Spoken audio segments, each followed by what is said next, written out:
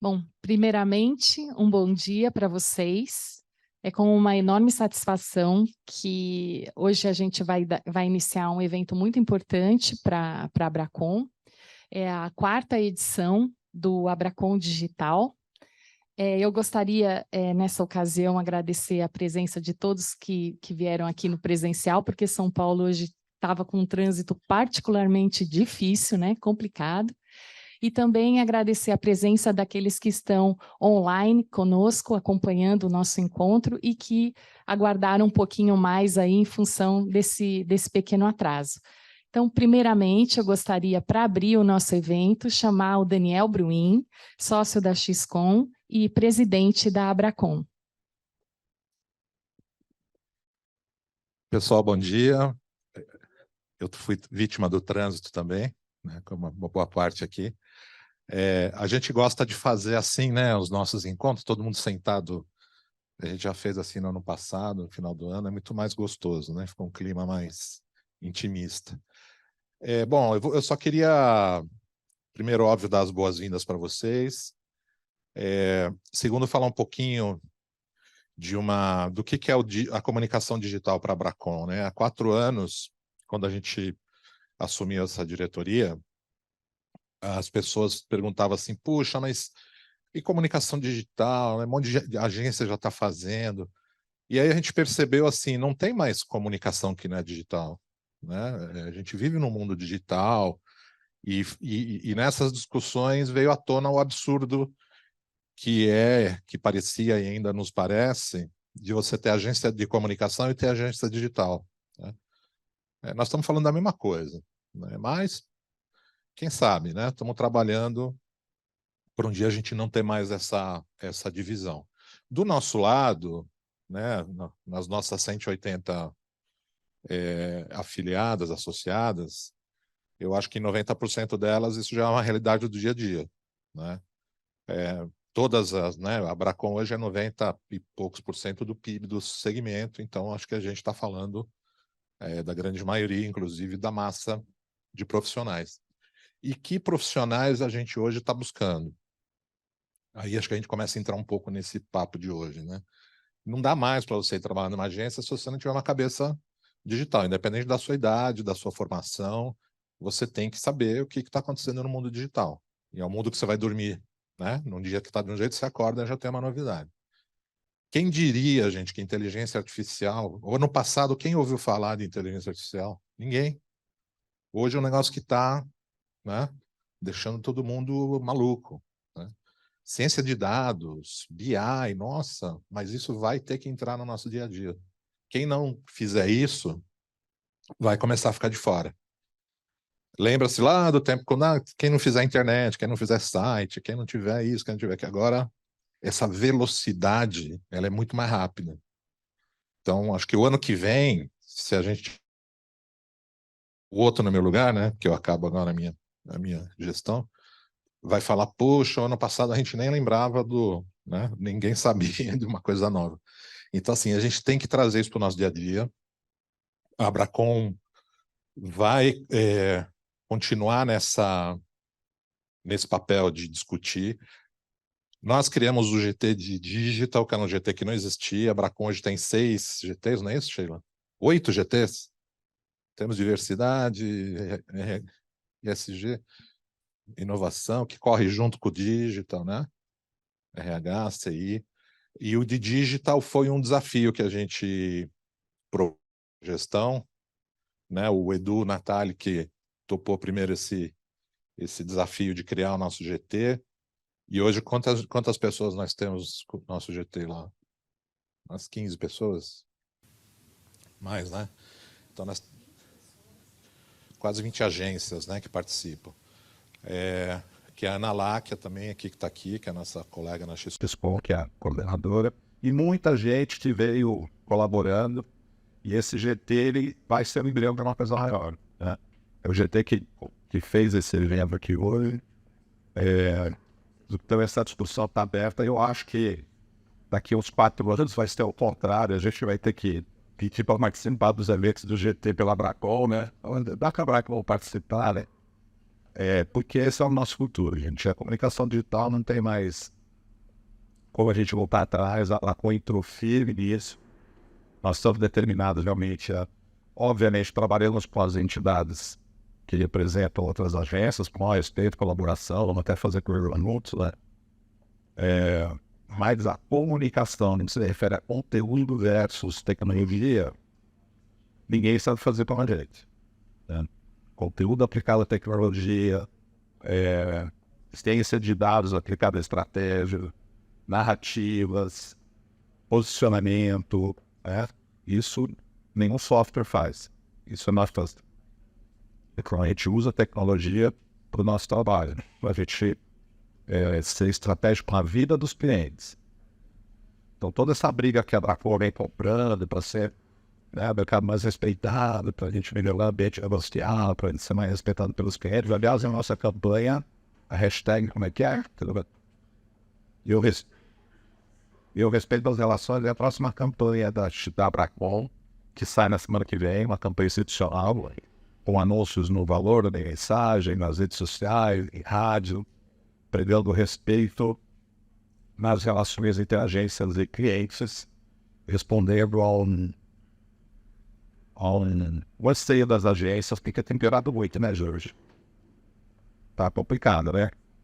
Precisamos se respeitar, precisamos que o cliente nos respeite. Tá na hora de a gente levantar essa bandeira, porque só o respeito é que traz uma relação boa, só o respeito que traz resultado.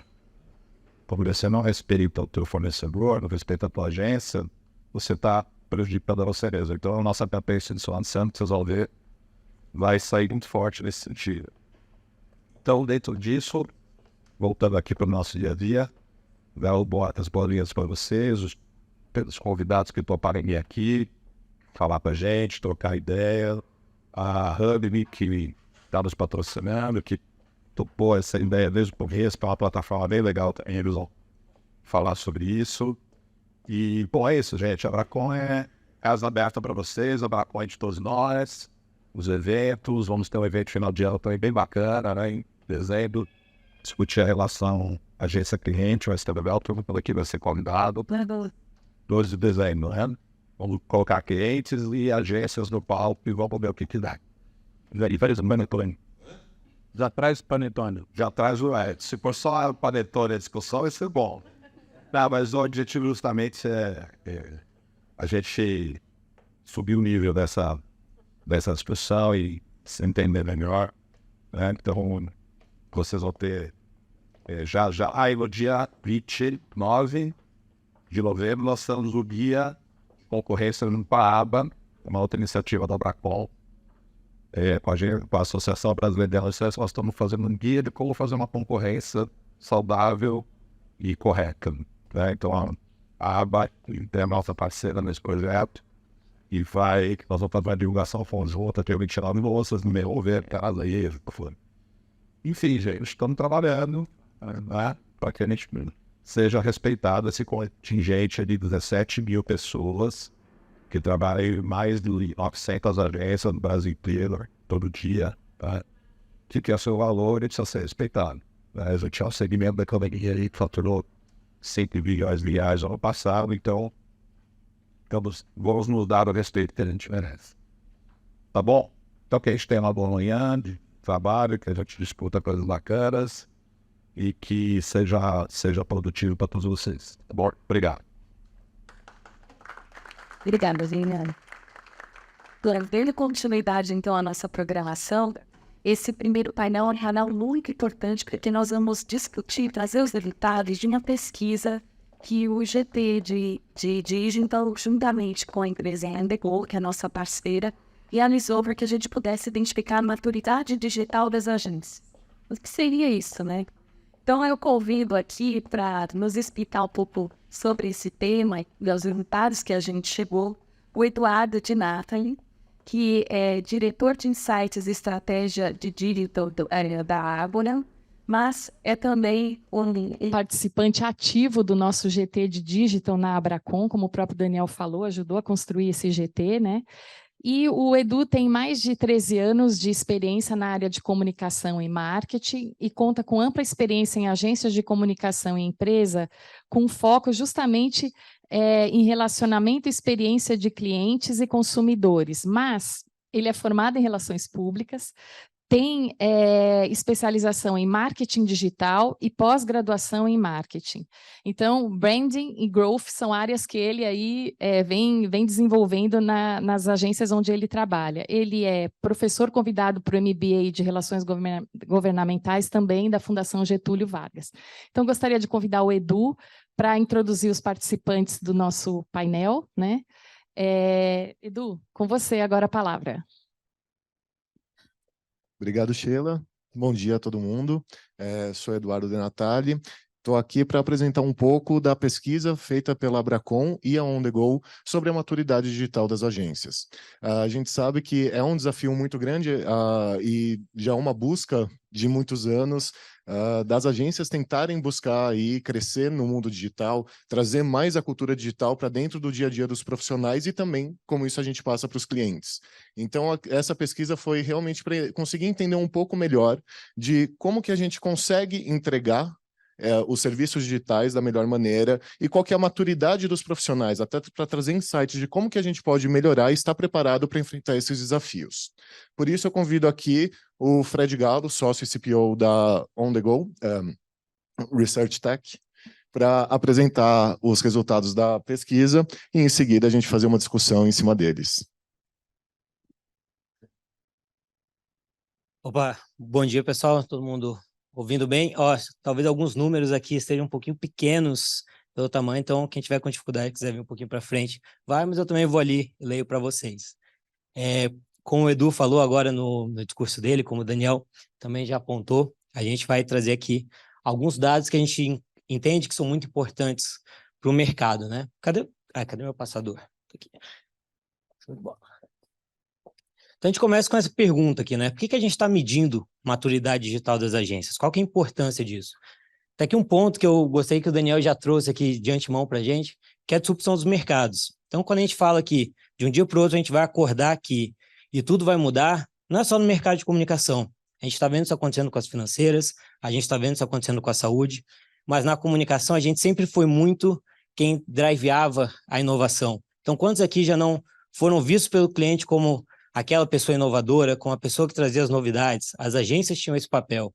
Mas, ao longo do tempo, a gente está vendo cada vez mais empresas tech tomando esse papel da gente ali enquanto profissionais de comunicação. Então, a gente vê uma disrupção, uma mudança do cenário competitivo e, por isso, a gente quer medir como que o nosso mercado está vendo isso, como que os profissionais estão vendo isso. Além disso, a gente tem um mainstream da AI. Então, há 2 anos atrás, cara, quem já tinha, de fato, utilizado uma AI para fazer alguma coisa? Desenvolvedores, pessoas altamente técnicas. Mas hoje, quem aqui já usou o ChatGPT, por exemplo? Fazendo pesquisa já aqui. Quem já usou o ChatGPT? Você vê, 2 anos atrás, quem já tinha brincado com uma ferramenta de machine learning? Quem já tinha trabalhado com uma base de dados nesse nível? Imagino que muitas poucas pessoas. Deixa eu só fechar Por fim, aqui. a gente também olha para o autoconhecimento. Então, se a gente não entende como que as pessoas aqui do lado, como que as outras agências, como que as agências do mesmo porte que a gente estão se vendo isso aqui, a gente não assim, consegue se você quiser, planejar os peraí. próximos passos e Eu tô planejar apanhando aqui como no que a gente vai computador. continuar nessa Tô melhoria conseguindo e fechar. manter essa inovação. Gosto dessa frase aqui do Toffler, talvez muitos de vocês já tenham visto, essa frase tem apenas 50 anos, mas né, os analfabetos do século XXI não são aqueles que não sabem ler ou escrever, mas sim aqueles que não vão conseguir aprender, desaprender e aprender novamente. O que é isso aqui? Por que isso aqui é tão importante quando Toffler, que era um futurista, fala isso? A gente vê cada vez mais uma necessidade de largar o que a gente sabia fazer, o jeito que a gente sabe que funciona, para fazer de um jeito diferente. E isso vai ser cada vez mais constante. Então, a gente deixa essa primeira provocação aqui, antes de entrar nos dados. Mas vamos lá, como que a gente fez essa metodologia? Então, medir maturidade não é igual medir a altura de alguém, não é igual pesar alguém. Não é um número finito que a gente diz, é 10, é 9, é 8,5. Maturidade é feito por várias coisas qualitativas, mas que a gente vai tentar quantificar de alguma maneira. A gente vai olhar para 3 lugares aqui principais. A gente olha para as pessoas. Então, são os profissionais que estão nesse mercado. Dentro das pessoas, a gente olha qual o nível de conhecimento de termos-chaves, de assuntos, de áreas de conhecimento que eles têm.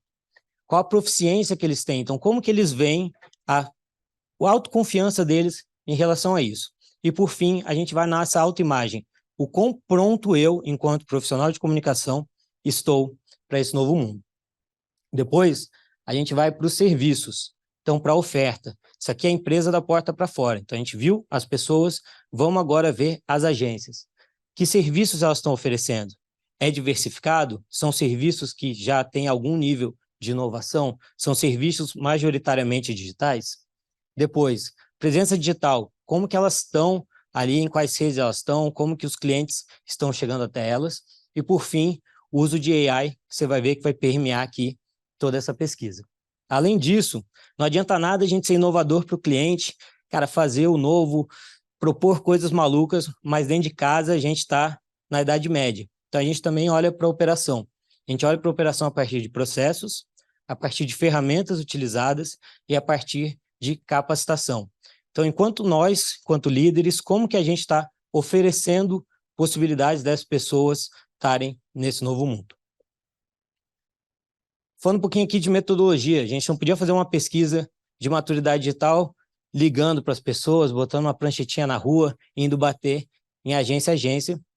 Por isso, o IGT de Digital trouxe nós da On The Go. Então, explicando aqui muito rapidinho, não quero fazer o jabá aqui da On The Go. Quem quiser depois saber, a gente passa ali o site. A gente é uma Research Tech, então a gente é uma startup hoje aí que lida só com pesquisas quantitativas.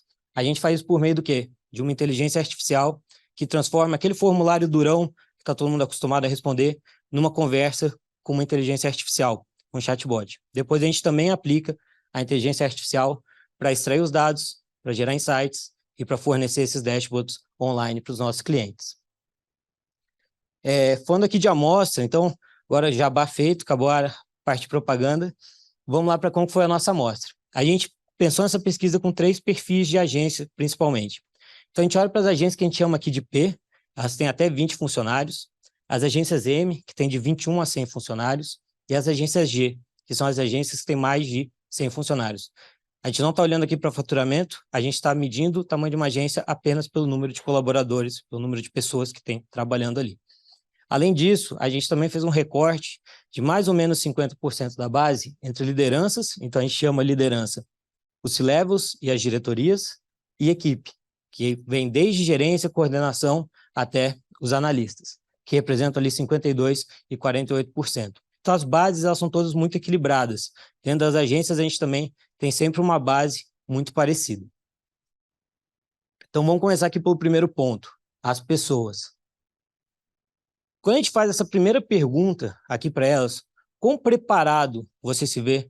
Qual o seu nível de conhecimento para isso? Sendo 1, tenho muito a desenvolver, e 5, tenho muito conhecimento, a gente vê que a média geral, ela está bem ali, na metadinha, um pouquinho para cima, 3,3. O que é legal aqui? A gente vê um mercado que está confiante no que ele consegue fazer, está se sentindo preparado, mas entende que é um caminho constante.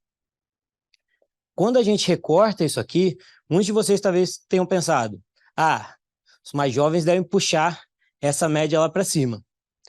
Não é isso que os dados mostram. Então, a gente às vezes olha para aquele estagiário um pouco arrogante, ou para aquele analista júnior ali, cara, que ele tem uma super confiança em digital e pensa, cara, essa pessoa sabe tudo, ela acha que sabe tudo, ela acha que não tem nada a aprender. Quando eles estão ali falando com o bot, dando a opinião mesmo deles, mais perto aqui, Diogão? Agora? Tá. Quanto tempo? 10? Boa. Quando eles estão aqui mais perto para aprender, a gente olha que o quê? Quem puxa a média para cima, na verdade, são os millennials. São as pessoas de 30, 39 anos. Eles estão um pouquinho mais confiantes. Enquanto o pessoal de mais 50 está ali um pouquinho menos confiante. Mas você vê que está todo mundo muito na média. Eu vou dar uma acelerada aqui, só para a gente não perder, mas depois os dados todos vão estar disponíveis para vocês, tá? Foi aqui. Legal. Quando a gente corta entre lideranças e liderados, a gente também tende a pensar que os líderes vão estar super confiantes, né? Uma das características da liderança é essa autoconfiança. Isso, em parte, é verdade. Porém, o que acontece? Na média, eles também caem exatamente nesse número, 3,3. Mas o que puxa a média dos líderes?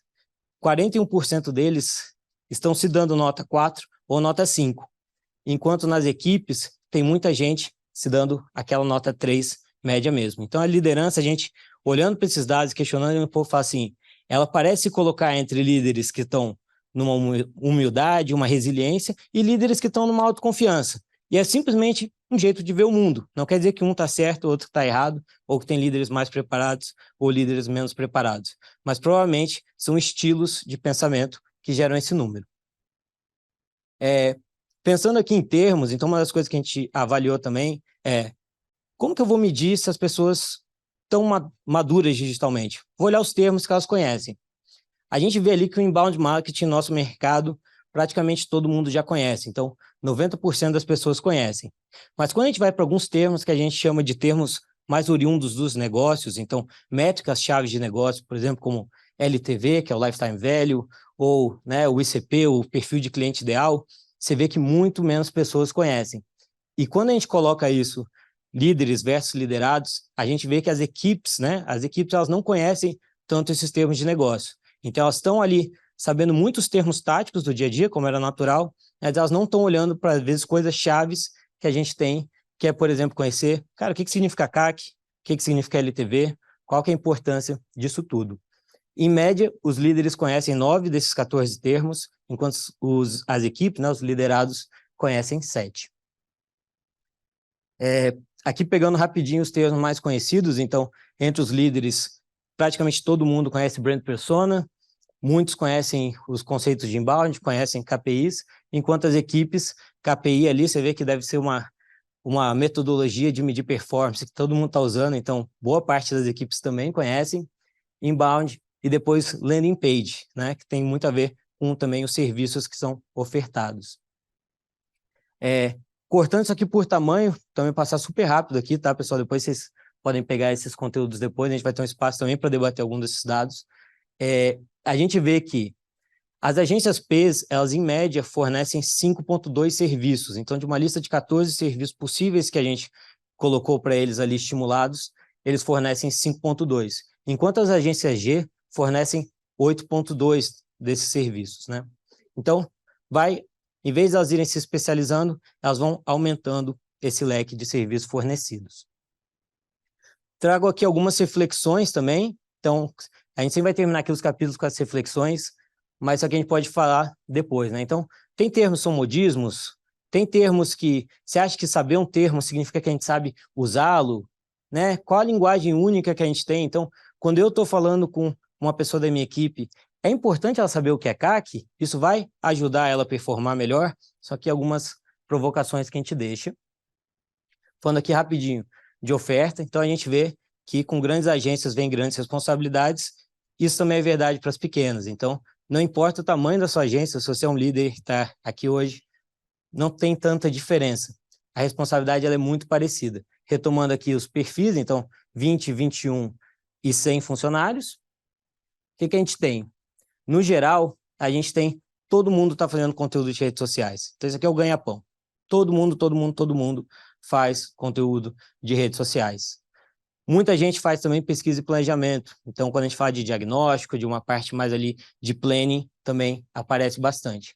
E o que eu achei interessante é que, em terceiro lugar, veio o marketing de influência, que até 5 anos atrás era um termo que praticamente não existia, se a gente pega o Google Trends ali, e hoje você vê que ele é, cara, a terceira coisa que as agências de todos os tamanhos estão fornecendo. Quando a gente recorta aqui por tamanhos, a gente tem ali as agências G fazendo uma coisa que quase ninguém mais faz, que é o social listening, que é uma atividade que depende de um pouquinho mais de técnica, de um pouquinho mais de pessoas especializadas, de ferramentas, enquanto as agências P estão fazendo bastante marketing de influência. Falando da galera que está no meio aqui, o que a gente viu de muito específico nos dados aqui? As agências M, elas costumam fazer muita parte de performance, diferente das outras duas pontas. Então, tem as agências P fazendo ganha-pão, ali o dia a dia de redes sociais, e as agências G também fazendo essa mesma coisa e colocando Deep Tech. E as agências M, esse tamanho, parece que elas ficam mais especializadas em performance. Todas as atividades de performance aparecem mais nas agências M. Aqui um dado só falando do marketing influencer super rapidinho, então você vê que, né, 6 em cada 10 nas agências P fazem já, então se pensar, é uma coisa que virou parte do escopo, talvez muito casado com o conteúdo em redes sociais, e nas agências G, 7 em cada 10 fazem.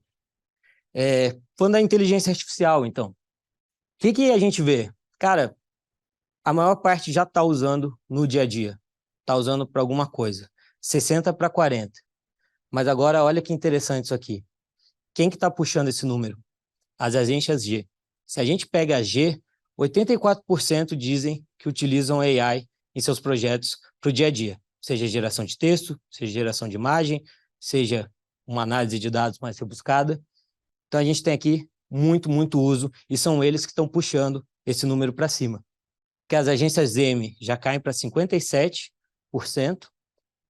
e as agências P apenas 38%.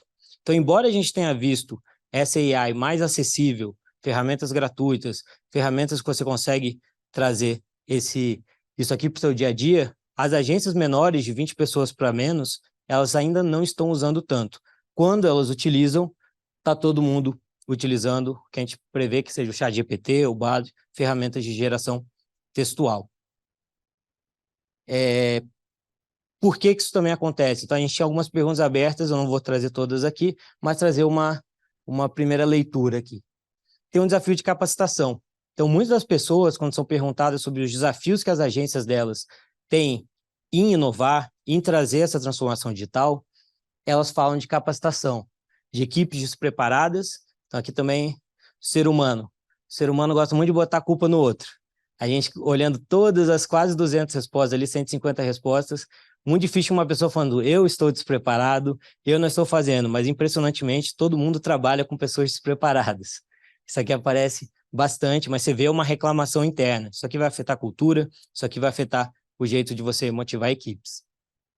Também acontece muito uma reclamação de falta do conhecimento das lideranças de como aplicar isso de fato. Então, a gente tem muitos casos que se fala que os líderes entendem teoricamente daquilo, mas não sabem como aplicar aquilo no dia a dia. Então, aqui, e também reclamam desses microcomportamentos, desse jeito de atuar. Além disso, uma dúvida aqui que aparece quando a gente olha para as respostas das lideranças. Eu vendo AI para o meu cliente como uma solução, como um produto, ou como parte do que eu vou entregar no meu serviço? Ela está num plano operacional, ela está num plano tático, ou ela está num plano estratégico? Isso aqui parece que é algo que vai mudar o jeito que a gente trabalha. Não acho que tem uma resposta certa, uma resposta errada, mas definitivamente é algo para se pensar. Como que eu vou colocar essas ferramentas no meu dia a dia? Como que eu, enquanto líder, como que eu, enquanto empreendedor, vou trazer AI? Eu vou entregar o bolo já feito, ou eu vou dar o acesso ao forno e tudo mais? Para refletir aqui, então, né? O que a gente faz? Como que a gente sai só do ChatGPT? Como que a gente explora isso mais a fundo? Uma das coisas para a gente pensar. Como que a gente agrega um valor estratégico por meio de coisas táticas e operacionais, mas que vão refletir numa entrega de valor futuro? E como que eu produtizo isso para vender para o meu cliente? Eu tenho que virar uma empresa de tecnologia? Eu tenho que estar perto de empresas de tecnologia? Ou eu tenho que aprender a utilizar essas ferramentas para entregar o produto final, para entregar a humanização que os clientes também vão precisar cada vez mais? Para a gente fechar aqui, Diogão, cadê o Diogo? Quanto tempo que eu tenho? Já estourei? Tenho 2 minutos, então vamos correr. A gente vai falar aqui mais, a gente qualquer coisa volta nos slides. Foi um dia a dia aqui de operação. Então, cara, não precisa dizer aqui, todo mundo sabe que todo mundo aqui foi obrigado a se digitalizar da noite para o dia. Um dia falaram, ficar uma semaninha em casa, depois todo mundo ficou 6 meses, tem gente que ficou quase 1 ano aqui sem sair, né? Isso obrigou as agências, nosso jeito de trabalhar, a se digitalizar muito rapidamente. Por isso a gente fez o quê? Não vamos olhar para uma opinião apenas, sua agência está trabalhando de maneira digitalizada, sua agência está transformada, vamos olhar para as ferramentas para entender a cultura. Então, eu trouxe aqui 2 exemplos, né? Quando a gente olha para as ferramentas que os egípcios usavam no dia a dia deles ali na agricultura, a gente entende muito sobre como esse povo atuava. Quando a gente olha o que é um vaso vitoriano, a gente entende o papel do vaso a gente entende o papel dessa ferramenta naquela sociedade, quais que eram os valores que eles traziam. A gente fez a mesma coisa aqui, só que não são vasos vitorianos, são trelos e afins. Olhando para compartilhamento de arquivos e gerenciamento de projetos. Isso aqui é fato nas agências. Todo mundo já está fazendo. Compartilhar arquivo é uma necessidade. Então, 100% das agências, independente de tamanho, usam alguma ferramenta no seu dia a dia para mandar arquivo de um lado para o outro. 90% usam alguma ferramenta para gerenciar esses projetos digitalmente. Falando de gerenciamento de projetos, o que é interessante aqui? Para quem está interessado em ferramenta, para quem está interessado em saber se está num lugar legal. Normalmente se usa 1.3 ferramentas, então é muito comum que a maturidade da empresa faça ela usar menos ferramentas ao invés de usar mais ferramentas. Então, 1.3 ferramentas diferentes e as P's acabam utilizando relativamente pouco. Então, ali 16% delas não utilizam nenhuma ferramenta. Talvez porque sejam empresas muito, muito pequenas, que ainda estão resolvendo tudo de maneira síncrona, por meio de mensagens, mas 16% deles não usam. Enquanto na GES, 47% usam a ferramenta Trello. O Trello é o campeão em quase todas elas, ele é o primeiro lugar e ele aparece no top 3 de todas. Compartilhamento de arquivos, não vou entrar muito aqui, mas já viu. A única coisa eu acho que interessante aqui do compartilhamento de arquivos é todo mundo usa e você manda por onde der. Não tem uma ferramenta que dominou, que ela é sempre. Então, em média, uma mesma agência vai usar até 3 ferramentas para compartilhar. Não deu certo no WeTransfer, manda pelo SharePoint, manda pelo Google Drive, manda o link, só não estão usando o pombo correio aqui, porque todo mundo está usando uma ferramenta digital. Comunicação entre as equipes. Aqui, isso aqui a gente podia ficar 2 horas falando só sobre isso aqui. Infelizmente, ainda temos o quê? Ainda temos o WhatsApp muito, muito presente. Então, todas as agências aqui, sem exceção, colocam que o WhatsApp ainda é uma ferramenta que está sendo usada. Mas o que é interessante? A maturidade, né, o tamanho delas, vai mostrando que menos ferramentas são utilizadas em média. Então, quanto maior a empresa, mais se concentra em um canal só. O WhatsApp está sempre presente, mas a gente começa a ver outras ferramentas, como o Workplace, como o Slack, como o Runit, como o ClickUp, aparecendo aqui também como ferramentas de comunicação. Comunicações mais síncronas, então vídeo, né, coisa ali que as 2 pessoas têm que estar ao mesmo tempo falando, aparecem mais nas menores. Então, tanto o Zoom quanto o Google Meet aparecem nas agências menores com mais, né, mais frequência. Gerenciamento de tempo de equipe também é outro assunto aqui que a gente pode deixar aqui para discussão, que é o quê? Profissional hora. A gente vive num mercado de profissional hora, a gente cobra do nosso cliente muitas vezes pelas horas de consultoria, pela hora dos nossos profissionais. Mas pouquíssimas agências estão utilizando alguma ferramenta para metrificar isso. 68% não utilizam ferramenta nenhuma. Nenhuma. Nas P's, obviamente, esse número cresce muito, mas o que é interessante ali é das M's. As M's estão buscando uma excelência operacional. Então, 66% delas utilizam algum tipo de ferramenta. É a única hora que a gente tem uma maioria de utilização. E a gente vê nas M's, em geral, uma busca por otimização de processos, por mais ferramentas, por ferramentas que se comunicam melhor. Como a gente sabe que isso aqui não funciona só, a transformação digital é só, né, ferramenta, a gente também fez aqui, são as últimas 2 perguntinhas, a gente também olhou para as pessoas e perguntou para elas o quanto elas acham que a agência delas já está nesse mundo. 3,8 de 5, a gente achou que esse número ia ser mais baixo, a gente achou que as pessoas iam ser mais críticas. Se você anda pelo corredor das suas agências e pergunta, tem sempre alguém reclamando, mas ainda assim, ali sozinho, no escurinho, ali com o seu chatbot, todo mundo está falando relativamente bem das agências, né? As lideranças, obviamente, estão falando ou muito melhor, então quando a gente fala do top 2, a nota 4 ou 5, de 5. 83% estão puxando essa nota lá para cima, enquanto as equipes são um pouquinho mais críticas. O top 2 delas é apenas 65% dessas pessoas. Também aqui, falando de capacidade de treinamento, a gente olha para o quê? Que as pessoas entendem que as empresas maiores dão mais capacidade de treinamento, estão oferecendo mais espaço para crescer, enquanto os menores estão deixando mais na mão das pessoas. Aqui também passando aqui as notas do top 2 ali, sobre capacidade de treinamento de G para M para P, você vê como a gente vai diminuindo, então na G todo mundo dando nota 4 e 5, enquanto nas P's as notas 4 e 5 estão ali em 50%, 56%. Para refletir aqui, então, chegamos ao final, né? Como que essas agências menores elas conseguem se manter atualizadas? É tanta coisa, é tanto treinamento, como que elas conseguem fazer isso de maneira mais informal, de maneira mais prática? Qual que é a importância da digitalização desses processos? Se a gente está falando de uma digitalização total do mundo, como que a gente digitaliza cada parte do nosso processo para ter mais eficiência, para ter mais qualidade de vida para quem está ali?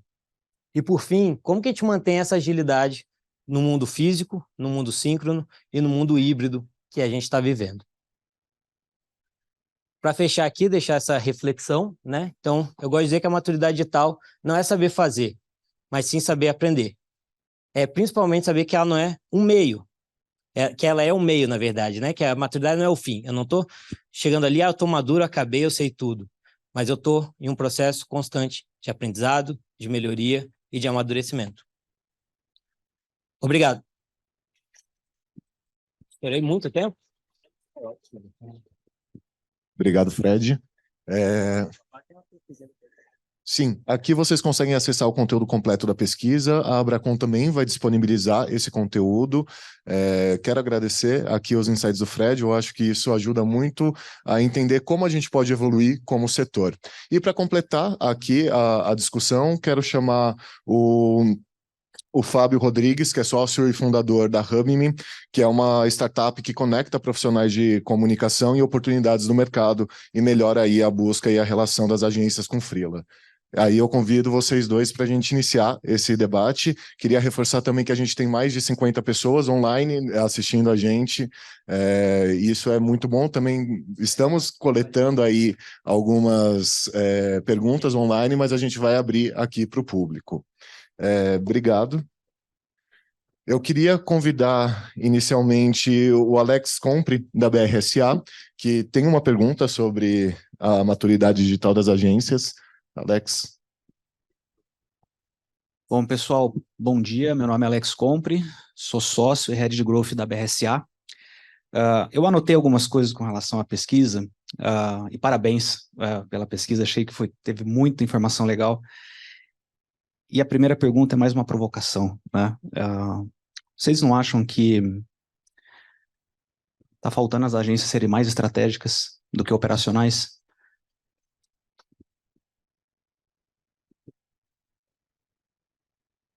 Opa, tudo bem? Eu vou já tirar o meu de campo aqui, eu só medi. Se vocês resolvem entre vocês. Respondendo aqui sem a brincadeirinha, acho que sim, acho que muito quando a gente olha para o ferramental, a gente olha para o uso, por exemplo, de IA, e pegando aqui IA no sentido mais amplo da palavra, a gente vê que está todo mundo olhando para o uso, está todo mundo olhando para o detalhe, para o operacional, que é muito comum de quando vem uma nova tecnologia. Então, eu sempre brinco, empresas há 30 anos atrás falavam assim, a gente usa a internet, nossa empresa é uma empresa que usa a internet. Hoje, se a gente falar isso, é uma coisa burra, é uma coisa ingênua, né? Então, acho que sim, que é um caminho natural, acho que os próximos 5 anos vão definir muito isso, e aí, particularmente, eu acredito muito no fazer para amadurecer. Eu acho que a importância desse movimento de dominar, em parte, alguma tecnologia, ela também é importante para lideranças, ela é importante para as equipes, para esse amadurecimento. Mas eu queria ouvir também a opinião aqui do Fábio. Olha, eu concordo bastante contigo. Ainda é muito incipiente ainda o uso de IA, né? A gente está falando de um negócio que explodiu nos últimos 18 meses, 24 meses, virou mais mainstream, digamos assim, né? E eu acho que faz parte de uma maturidade da economia no geral, eu diria que não só das agências, mesmo se a gente olhar todas as empresas e como é que é feito o uso. Acho que uma provocação que você trouxe super relevante é aquela história do comprar ou alugar, né? Como é que eu transformo o ferramental para ser uma parte da minha entrega, ou se ele é entregue em si. Então, eu acho que, na verdade, a gente vive num setor de criatividade e que a base da entrega, ele tem um capital humano muito forte na sua composição. E eu acho que, pelo menos a minha expectativa, é que a gente caminhe muito mais para uma linha do uso da IA como uma fortaleza dos entregáveis. Porque lá no final, quando a gente olhar bem lá no final mesmo, a gente ainda vai continuar no relacionamento humano, comprando de pessoas para pessoas, né? É como que a IA vai acabar fortalecendo e dando mais robustez nas nossas entregas. Fábio, eu queria aproveitar que você trouxe esse assunto. A gente acha que a inteligência artificial às vezes está muito distante, né? Os profissionais de comunicação às vezes não sabem como utilizar, mas na verdade a gente usa muito e no dia a dia, muitas ferramentas que a gente acaba usando são parte de inteligência artificial e muitas vezes a gente não sabe. Mas como que a inteligência artificial pode apoiar nos serviços oferecidos pelas agências e também até em como conectar profissionais que têm essa especialização para essas agências que estão buscando a oferta desse serviço? Claro, claro. Assim, a gente já tem um monte de ferramenta que já usa IA de diferentes formas, né? A gente está falando do ChatGPT aqui para uma questão de textual, agora também já está fazendo vídeos e fotos, por exemplo, né? A gente poderia explorar diversos pontos de entrega, né? Mas eu acho que tem uma questão de maturidade das pessoas aprenderem a usar as ferramentas, né? Eu acho que a gente está começando a aprender a lidar melhor, né? Eu, pelo menos, há um ano atrás, meus prompts do ChatGPT eram uma piada, né? As entregas eram muito ruins, né? Você vai evoluindo também nesses pontos, né? E já tem muita solução de muita startup focada em diferentes problemáticas, digamos assim, de dores de negócio, que já estão endereçando IA e às vezes nem elas falam muito sobre isso, né? Como é que você agiliza uma determinada dor de negócio, por exemplo. Tem ferramentas financeiras que já fazem isso de uma forma super inteligente, em que ele pega, puxa seu extrato, ele já faz automaticamente um deparo dos seus gastos para fazer uma conciliação que o teu financeiro demoraria dias para fazer, por exemplo, né? Então tem diversas frentes já que já estão utilizando IA, não só em startups, empresas grandes. A gente vai falar com o Oracle aqui, por exemplo, mais tarde, que também já vem usando muito iniciativas com inteligência artificial por trás. Mas eu acho que tem um caminho muito promissor, que as empresas estão olhando o uso da inteligência artificial, mas trabalhando de uma forma nichada e bem específica para aquela dor que elas estão tentando atacar mesmo. Que eu acho que é aí que você vai tirando o máximo potencial da ferramenta, né? É a hora que você especializa ela para uma determinada problemática. Fred, você gostaria de complementar? Acho que o Fábio já falou tudo que, que eu acredito, assim, acho que a gente vai caminhar aqui para um momento que a gente precisa de generalistas, então acho que, mas dificilmente a AI vai ser uma empresa vai ganhar a luta da AI como serviço. Talvez a gente tenha, né, as big techs ali, a gente está falando de FANG, né, Facebook, Apple, Google e por aí vai, que vão, obviamente, dominar isso aqui como fornecimento da grande, né, do que é o mais caro desses grandes modelos de inteligência, mas elas, ao mesmo tempo, estão abrindo possibilidades como a internet abriu há um tempo atrás. Então, de você criar o seu negócio em cima delas, e aí, seja como serviço, seja como produto final, mas muitas vezes pegando, como o Fábio colocou aqui, pequenas dores ali, a dor de uma análise financeira, a dor de uma geração de conteúdo visual, textual, de conteúdo textual para um segmento específico. Então, acho que a gente vai se especializar a partir de um mesmo framework,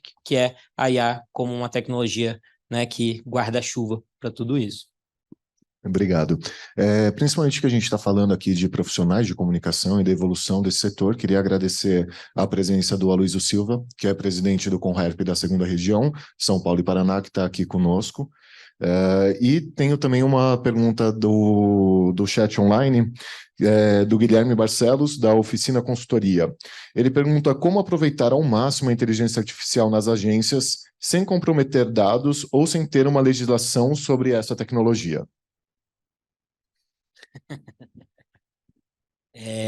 Acho que a tecnologia sempre é mais rápida do que as leis, né? As leis, elas são reativas.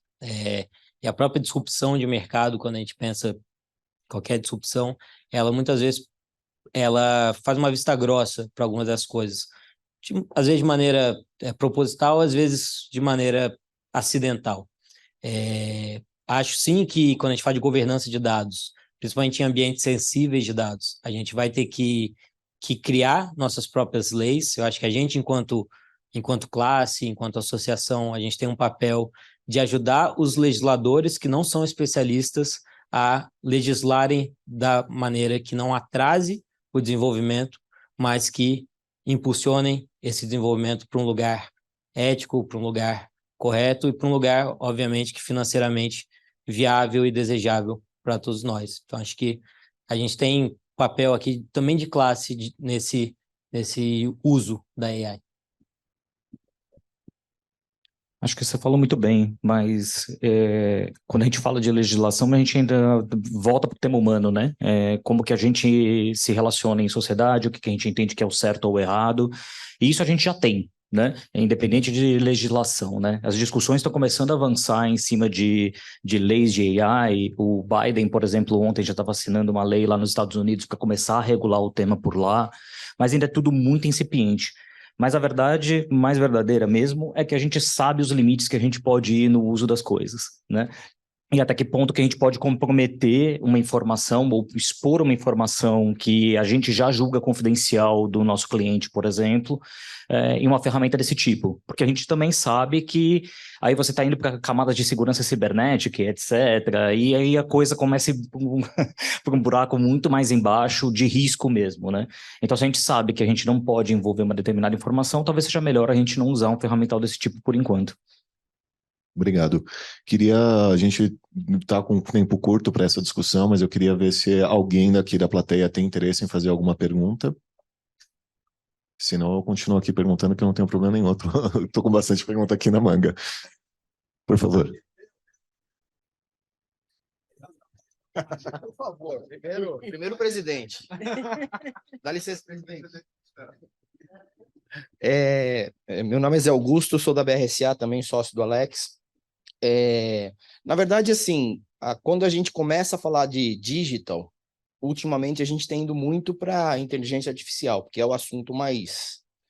Mas tem muito mais coisa, né, assim, relacionada ao digital e ao jeito de gerenciar a empresa. E nesse aspecto, como é que vocês viram? Eu vi lá que tem a parte de apontamento de horas que está baixo. O gerenciamento mesmo das agências, não especificamente com IA, porque IA é uma coisa que a gente ainda está experimentando. Como é que estão as agências em termos digitais mesmo? Para o negócio, para gerenciar, para entregar serviço, para gerenciar os projetos? Falando um pouquinho aqui do que a pesquisa mostrou, né? A gente vê que, em termos de diversificação de serviços, todas as agências se parecem muito. As agências estão fazendo ali o ganha-pão, muito focados no conteúdo. A gente vai para as abertas, a gente vê, inclusive, que não é algo que elas queiram fazer apenas, então elas também trazem muito que o mercado é o ovo e galinha. O mercado não quer pagar por outras coisas, então a gente acaba fazendo só o básico. A gente poderia fazer coisas mais estratégicas, serviços mais estratégicos, ou serviços mais tecnológicos mesmo, mas nosso cliente não quer esse serviço, mas não quer desembolsar. Então, acho que tem um desafio aqui de oferta, que é de diversificar a oferta e de talvez criar mercados. E de operação, quando a gente olha, eu acho que é aquele dado principal ali. A gente vê gerenciamento de projeto acontece de alguma maneira, compartilhamento de arquivos é uma necessidade quase, né, ali na base da pirâmide de Maslow das ferramentas de uma agência, mas você tem 500 outras oportunidades, principalmente gerenciamento de horas, que eu acho que, cara, entendimento, talvez até aculturamento das equipes sobre a importância disso, né? E em ferramentas de comunicação também, que eu acho que a comunicação entre as equipes, ela é muito chave para uma operação mais limpa, uma operação mais ágil ali, com mais governança, até com uma governança como pode dizer assim, legalmente blindada. Quando a gente fala de WhatsApp, a gente sabe que, dependendo do entendimento da lei, a gente pode ter ali passivos trabalhistas, etc, e etc. Acho que essa é uma das coisas. Mas o Fábio também tem bastante coisa. Na verdade, aqui eu vou até entrar um pouco de como é que foi o desenvolvimento da própria Hubme, foi explorando um pouco o lado interno de como é que acontece a operacionalização das agências. Eu achei super curioso na pesquisa, se aponta o uso muito da ferramenta, mas o que eu vi na experiência é que ele é muito pontual dentro do processo. Não é que você está com o teu processo digitalizado. Você vai lá, você sobe um arquivo, você manda o link para o Drive pelo e-mail ou pelo WhatsApp, por exemplo. Ou você tem um Trello, por exemplo, que até você compartilha com 1 ou 2 pessoas, mas ele não é tão trabalhado para você conduzir o teu processo e os entregáveis, às vezes, que você tem para o cliente. Então, existe a maturidade do uso da ferramenta, mas como é que você dá o próximo passo para, de fato, integrar ferramentas e processos, para você se tornar mais ágil na tua entrega no final do dia? Então, ainda tem um trabalho, na minha visão, ainda de maturidade nesse sentido, né? É como é que eu uso as diferentes ferramentas. Isso aqui é muito legal. O compartilhamento de arquivo é muito bacana, mas o meu processo ainda tem muita ponta manual ainda, que a gente diz, né? Que é o e-mail, é o WhatsApp, é a ligação, são as conversas, às vezes, não formalizadas, que a gente tem em reuniões, por exemplo. Como é que você começa a um bom hábito que outras áreas, e pegando outras expertises de outros tipos de empresas, por exemplo, a hora que você olha em startups ou grandes empresas para times de tecnologia, que acabam trabalhando extremamente processual, em linhas de squad, por exemplo, ou na linha de gestão de processos para uma linha de ágil, como é que eles estão fazendo essas melhores práticas para gerenciar melhor as entregas deles e transformar elas com menor retrabalho e mais rápida, e como é que você bebe desse benchmark e começa a trazer para as outras visões. Foi um pouco, aqui já meio fazendo um jabazão mesmo da Hubme, foi isso muito que a gente se inspirou em criar a ferramenta. Como é que a gente trazia essa visão de benchmark que já eram aplicados nos times de produtos e TI das startups para outros segmentos, né? Para você ajudar no processo e na maturidade desse processo, né? Porque só usar a ferramenta às vezes não é o suficiente. Eu vou fazer minha última pergunta aqui, só para atrapalhar, mas é que vocês estão falando coisas aí, se eu fosse falar tudo, ia demorar bastante. Mas você falou para mim aí uma coisa muito importante, que a gente, como Abracon, tem que prestar atenção, que é a percepção que o cliente tem da gente como fornecedor de serviço digital. Então, ele vai no básico, aí, embora a gente possa prover muito mais do que o básico, ele não percebe ainda, ou talvez a grande maioria, né? Ele fala assim, agora que eu preciso de uma coisa um pouco mais sofisticada, eu vou para uma agência especializada, né? Se eu preciso de growth, eu vou para uma de growth, se eu preciso de uma de não sei o quê, aí ele fica com 3, 4 agências trabalhando, quando ele pode estar trabalhando com uma só, né? Então, acho que você tocou num ponto que preocupa a gente também, acho que é uma questão de posicionamento dos nossos associados que a gente tem que trabalhar. Eu ainda tenho horror quando eu vejo o cara põe assessoria de imprensa bem grande no site, embora ele faça muito bem outras coisas. Essa semana vi me dá calafrio, né? Porque não tem nenhum serviço com menor valor agregado de tudo que a gente faz do que assessoria de imprensa, né? Enfim, mas cada um sabe onde aperta o calo. Agora, uma pergunta mais direta sobre o que você está falando. A gente hoje sofre um grande apagão de mão de obra. Foi pior o ano passado, mas ainda está ruim. O próprio Aloysio do Conrep está aqui, a gente vai assinar um convênio com o Conrep nas próximas semanas aí para aproveitar o banco de dados de talentos que eles têm para colocar à disposição das agências. Mas na parte de digital é muito difícil, né? Achar ou atrair, talvez, o problema não seja nem achar, seja atrair pessoas com essas competências aí, essa galera, né, que está chegando com esse conhecimento aí do digital, que é diferente, né, é um outro bicho. Como é que aonde a gente acha esse pessoal? Como é que a gente atrai esse pessoal para vir trabalhar numa agência como a nossa? Eu acho que é uma provocação, talvez, se eu tivesse essa resposta tão objetiva, a gente está tendo essa conversa aqui em outro nível. Até trazer uma experiência minha anterior, antes da On The Go, a gente teve uma HR Tech, uma empresa de recrutamento e seleção ali com base de tecnologia, e quando a gente falava de atrair, foi no boom, né, ali da atração de talentos de tech, a gente notou um efeito que a gente apelidou internamente de efeito suricato, que nem um suricato só anda e tem 5, 6, 7 suricatos, sempre tudo junto. As pessoas de tecnologia, elas gostam disso, elas gostam de empresas onde elas têm outras pessoas que falam a mesma língua que elas, porque a tecnologia ela quando a gente fala aqui de desenvolvimento e áreas correlatas, UX design, gerenciamento de produto, elas gostam de ter gente que fala a mesma língua. E as agências, durante muito tempo, elas foram um lugar de atração desses inovadores, elas tinham marcas empregadoras super fortes, e hoje a gente vê, cara, bancos sendo esse lugar de envisionar uma carreira, justamente pela capacidade de ter várias pessoas. Então, o que a gente viu que funcionou para as agências? Assim, um investimento que ele não seja só é um ovo e galinha, mas que você decide qual vai vir primeiro. Então, eu invisto numa área de digital, mesmo que eu ainda não tenha essa demanda da parte do meu cliente, para conseguir atrair esses talentos, para conseguir fazer uma coisa anterior, que tem que acontecer 6, 7 meses antes, e aí você traz 2, 3, 4 pessoas, e a gente vê que isso, quando a gente olhava para os nossos clientes lá atrás, isso normalmente era o que fazia a curva de employer branding deles, de tech, funcionar mais. Obviamente, está saindo no cenário de recessão, quem sabe o que vem aí para o próximo ano, mas é um investimento que costumava valer a pena, que em pouco tempo você estava, aquela coisa, o cliente quer comprar isso, mas ele não quer pagar isso. Cara, você já tem dentro de casa, às vezes você consegue oferecer o primeiro com custo mais baixo e se posicionando ali e não perdendo a sua carteira, a sua relevância dentro do cliente para uma consultoria de tech, para uma Accenture da vida, para outras consultorias que às vezes vão bater a carteira dele, fazer um trabalho igual que você sabe que a sua agência poderia fazer, mas você faria com mais know-how, com mais histórico e com mais relacionamento.